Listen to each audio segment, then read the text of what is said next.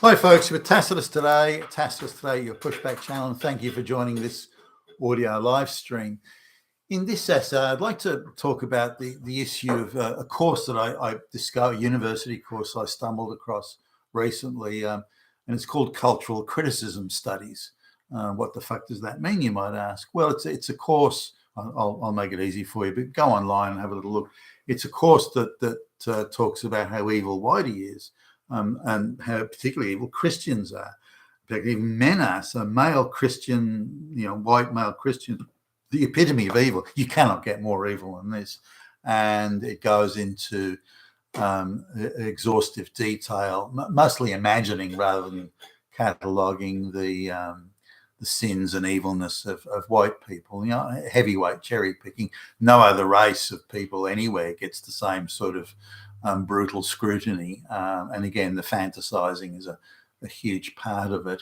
And they're doing what the modern sort of leftist historians do, is they ascribe intent.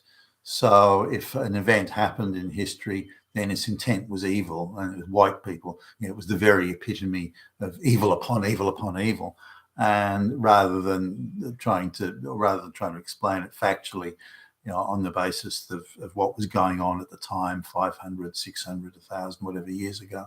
So it's heavily loaded in one direction, which is to make straight white male Christians look like, again, evil on steroids, and it focuses just very heavily on that. And it's a course for the simple-minded, so it attracts particularly low IQ blacks and lesbians. It seems no one ever fails it, and you can get not only a degree but a master's and a PhD. And now these sort of courses, and I'd never heard of cultural criticism studies before, but these sort of courses are everywhere across the Western world. There's not, and it's in the wider sort of sociology sphere. And whether you're looking at gender studies or African American studies or lesbian dance theory studies, doesn't matter. These courses are all over the place, and they're for people that just to get them through the education system, keep them in it longer so they can radicalize them further. And the greatest virtue that these people are taught, the greatest virtue is to hate whitey, number one, and number two, get out and wave placards on the street to tell everyone how much you hate whitey. And those are the two big, is your job to help your fellow man, or fix potholes in the road, or to work hard so that your fellow citizens benefit from your honest toil and life. No. You're trained to be an activist again and just pour hate on whitey. And the indoctrination, again, for low IQ people is pretty good. They seem to do rather well out of it. That these zombies go around, and as we can see now, that these are people who can be quite easily encouraged to grab a gun and go shooting somebody. Hey, you disagree with me, I'm going to kill you, motherfucker. And which is about the size of it. But this there's quite a few of these people were sent by the leftist journals, whether it be the New York Times or I don't know, fucking CNN or MSNBC or whatever. Any of the leftist globalist hate whitey type media outlets were sent along to the Charlie Kirk memorial thing, where over 100,000 people turned up, and over, as I understand it, over 100 million people were viewing it online and on television and social media and so on. So it was a huge turnout. Now, the people that were sent to cover it were, among others, these folks who'd been radicalized into hating whitey and being street placard wavers. Now, I'm going to focus on just a few people here, but they were somehow picked out in high school. And this pattern plays out often, many times does this pattern play out. They were picked out in high school. Now, we're talking low IQ, students that couldn't have made it out of junior high school. They'd have flunked out of junior high school. But some, they're identified. Now, it's typically an NGO, mostly a Jewish NGO, and they're particularly looking at the people on the fringe, black people, black lesbians, black homosexuals. They're acting almost in exactly the same way as the Soviet communist era agitators. With they look for those sort of people because we can use them to act as proxies against the evil capitalist Westerners. so the people are being picked out for this, and they're not high IQ, far from it. And suddenly they're getting unusually good grades. Now I think they're getting those good grades. I think it's pretty clear these NGOs and so on are giving scholarships to these kids. They're acting in concert with the activist teacher groups and lesbian teachers, all this sort of thing. They're acting in concert with them, and they're pushing them through the high school. And they go from being with an IQ of 80, then they're valedictorian. They're top of the class and top of the year. They get elected to the student council. All very sus. Now, when you hear them talk and hear them speak, there is no way this person did anything of even a smidgen, a scintilla of merit. They're too fucking stupid. And their interviews are online to look at there, and even with softball, constant stroking interviews, they still manage to sound like morons. So then they go to university and they get into this cultural criticism stuff, and so they stay at university for 5 years. They're able to leave the university, go work for NGOs. Not only in the United States but internationally on what look like well-paid gigs, and certainly what I can tell. And then they walk out of that and they walk straight into a job as an influencer of some sort. And that could be on social media. Maybe they get a job as a journalist at a leftist, globalist-controlled narrative spinning outfit, propaganda outfit. It doesn't really matter, but they walk straight out of university into well-paid, secure employment, just as a narrative spinner. That's all they are. So anyway, they get to this, and it's almost like they've all shared the same article. But so they get to the Charlie Kirk thing. This is the commemoration of Charlie Kirk thing, and bear in mind, it's a man who's never committed violence. He just has certain views, and he got murdered for them. So he's hardly ever. But it's spun as and I arrived at the rally, and it was so white, and and it reminded me of the Nuremberg rallies of Hitler. The connection was inescapable, and the swastikas and the Nazi salutes and the racism was just, and so on and so forth. Now, none of those things, of course, occurred. This is a fantasized view of a radicalized ideological fanatic has been put in the middle, and all he can see is Nazis. He can't see anything else, and nor can the others that are covering it, by the way. So they stick true to their ideological fanaticism rather than describe what's in front of them. They can't describe. It's a meeting of white people, a gathering of primarily white people, not all white. Yeah. It's a gathering of primarily white people. Well, what is that? Well, Nazis, Hitler, fascist. That's the only reaction they can have. They can't look at it in any other way, and they're paid to depict it and describe it as just a bunch of Nazis getting together.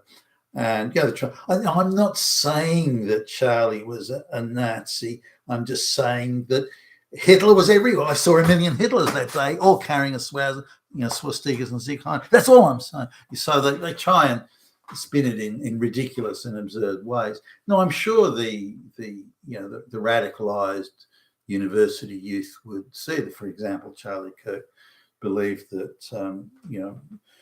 a man can't be a woman. Charlie Kirk believed that there should be more emphasis on skilled migration rather than mass migration. Charlie Kirk believed that if you came into the country illegally, that you'd thus broken the law.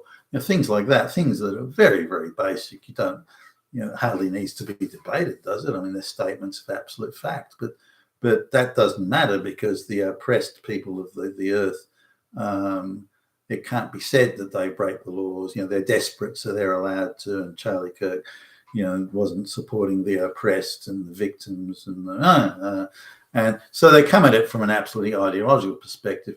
Now, if you look at some of these articles, they're interesting insofar as they excuse.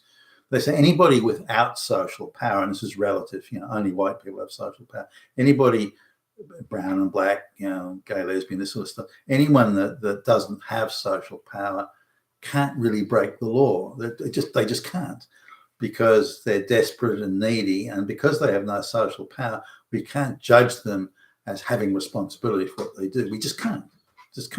So if they break the law, and it's seen again in relative terms. So if they break the law by coming, for example, coming to the United States illegally, well, they haven't really broken the law because they're desperate. They're only trying to get a better life. So it's not really law breaking.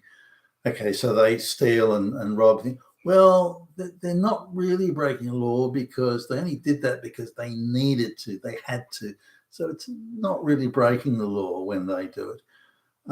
So we should be grateful that they didn't commit 2 robberies, and so instead of 1. So really, that they haven't broken the law. They didn't break the law as much as they could have, and so we should be grateful for that. So they murder somebody. Well, they could have murdered 2 people, and they only murdered 1. So we should be grateful that they only committed 1 murder and not 2. So really, it's kind of, they don't have any social power. What's wrong? Why do you want to further victimize them? They already are victimized through lack of social power. You want to victimize them again, but they committed a murder. Okay, but they're desperate people. We shouldn't judge them by impartial, independent standards. It's all right for you to say because you have social power. And if you commit a murder, it's the slammer for you, buddy. But if Jose from fucking Guatemala does it, he's desperate. He doesn't have social power. He's brown skinned. What's your problem? And so this relativity of is insane. But it's something that's drilled into these ideological fanatics as they see the world through the social power prism, and thus the responsibility that a criminal or a perpetrator should have.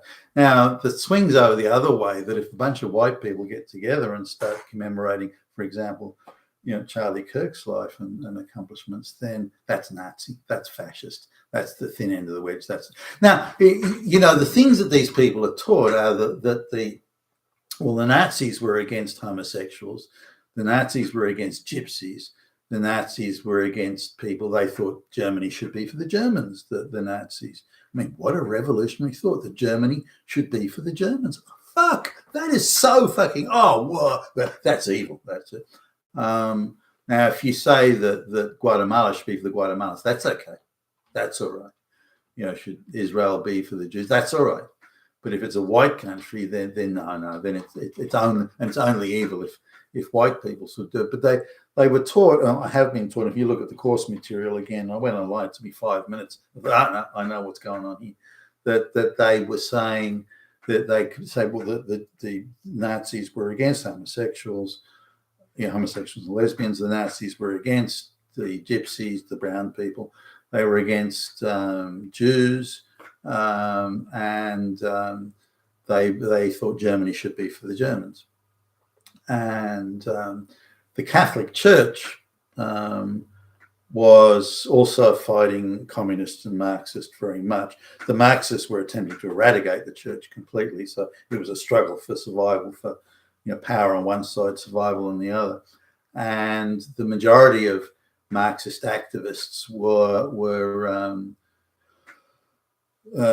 lesbians and homosexuals. Not all, but the majority were lesbians and homosexuals, and mostly Jewish as well. I mean, if you took out from all the Marxist revolutionary radicals in Europe from the 1890s onwards, and you took out Jews, or even earlier than that, you took out Jews, lesbians, and homosexuals, there'd be hardly anything left.